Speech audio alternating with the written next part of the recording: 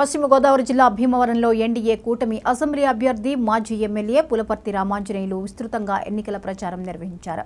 ఇంటింటికి తిరుగుతూ సూపర్ 6 పథకాలను వివరిస్తూ ప్రజల సమస్యలపై ఆరా తీశారు. కూటమి అధికారంలోకి వచ్చాక నియోజకవర్గంలోని సమస్యలన్నీ పరిష్కరిస్తామని హామీ ఇచ్చారు. ఈ ప్రచార ర్యాలీలో జనసేన పార్టీ జెడ్పీటీసీ సభ్యుడు గుండా జయప్రకాష్ నాయుడు, టీడీపీ నాయకులు కోళ్ల నాగేశ్వరరావు, ఎంపీటీసీలు తదితరులు పాల్గొన్నారు.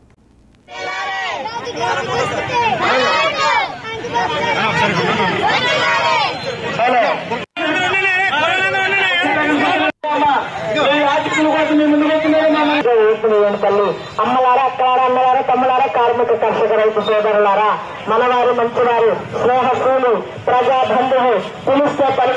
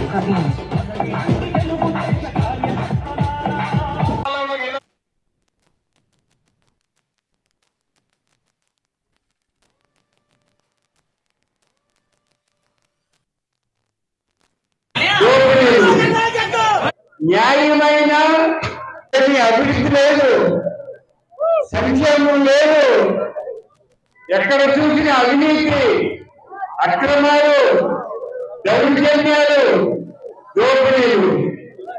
న్యాయమైన, ధర్మమైన, నీతి అయిన, నిజాయితీ అయిన ప్రభుత్వం కావాలి అంటే నన్ను గెలిపించండి. నన్ను గెలిపించినట్లయితే